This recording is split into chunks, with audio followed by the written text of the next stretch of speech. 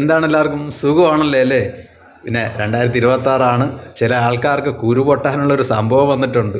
ഞങ്ങൾ ചെറുതായിട്ടൊരു സാമ്പിൾ അങ്ങ് ഇട്ടിട്ടുണ്ട്. സാമ്പിൾ വെടിക്കെട്ട് മാത്രമേ ഇത്. ഒരു തിരിച്ചു വരവെന്ന് പറഞ്ഞ് നിങ്ങൾ കേട്ടിട്ടുണ്ടോ? പൊന്നു മോനെ, ഇതൊക്കെ കാണുമ്പോൾ ചില ആൾക്കാർക്കുണ്ടല്ലോ പൊട്ടി ഒലിക്കാതിരിക്കുന്ന സാധനം പെട്ടെന്ന് പൊട്ടും.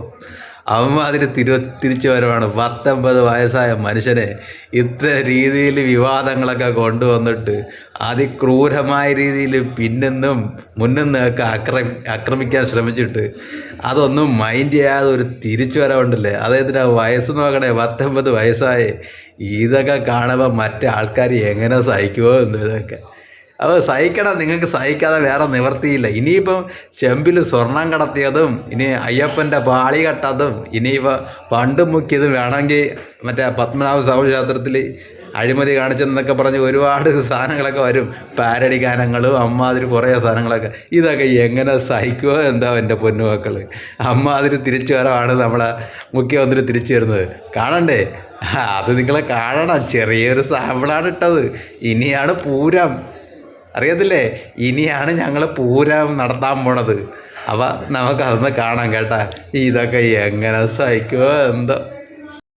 നിയമസഭാ തെരഞ്ഞെടുപ്പിൽ ധർമ്മടത്ത് വീണ്ടും പിണറായി വിജയൻ മത്സരിക്കും. ഭരണം ലഭിച്ചാൽ വീണ്ടും മുഖ്യമന്ത്രിയാകും. മുന്നണി പരാജയപ്പെട്ടാൽ പ്രതിപക്ഷ നേതാവാകില്ല.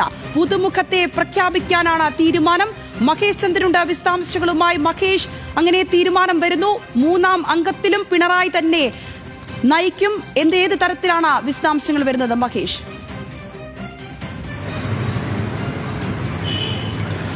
സംഗീത, 3ാം ഊഴത്തിന് പിണറായി വിജയൻ ഇറങ്ങുമോ എന്നുള്ള ആകാംക്ഷ തന്നെയാണ് രാഷ്ട്രീയ കേരളത്തിൽ ഉണ്ടായിരുന്നത്. അതിന് ഒരു ഉത്തരത്തിലേക്ക് കാര്യങ്ങൾ നീങ്ങുന്നു.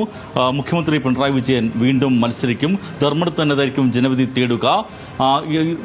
തെരഞ്ഞെടുപ്പ് നയിക്കുക, പ്രചരണം നയിക്കുക അദ്ദേഹം തന്നെയായിരിക്കും. ക്യാപ്റ്റനെ അദ്ദേഹം നിറഞ്ഞു നിൽക്കും. പ്രചാരണ രംഗത്ത് അദ്ദേഹം സജീവമായി ഉണ്ടാകും. അതിന് മുന്നോടിയായി തന്നെ മുഖ്യമന്ത്രി നിലയത്തിന്റെ ജനപ്രീതി വർദ്ധിപ്പിക്കുന്ന തരത്തിലേക്കുള്ള പരിപാടികൾ ആവിഷ്കരിച്ചിട്ടുണ്ട്. അത്തരം പരിപാടികളുടെ സജീവമായി ഇടപെടുകയും ചെയ്യും. അങ്ങനെ സംസ്ഥാനത്തുടനീളം മുഖ്യമന്ത്രി ഔദ്യോഗികമായി തന്നെ പര്യടനങ്ങൾ നടത്തുന്ന സാഹചര്യം ഉടൻ തന്നെ ഉണ്ടാവും. അത്തരം പരിപാടികൾ ആവിഷ്കരിക്കുന്നുണ്ട്.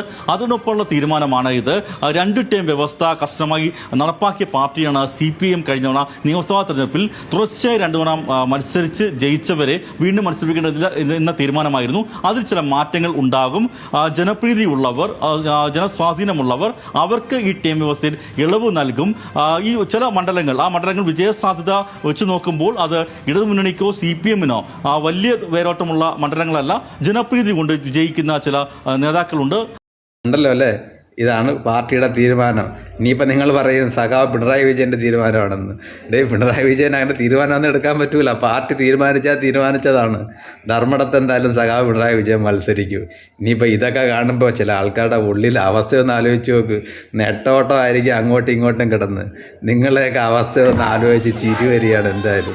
എന്തായാലും ഇലക്ഷൻ എടുക്കാറായി. നമുക്ക് ഇനി കാണാം കേട്ടാ. എന്തൊരു അവസ്ഥയാണെന്ന് ആലോചിച്ച് നോക്കിയേ. ഈ ഇലക്ഷൻ ലീഡ് ചെയ്യുന്നത് സഖാവ് പിണറായി വിജയൻ തന്നെയാണ്. അപ്പം ശരി, ഇനിയും കാണാം കേട്ടാ.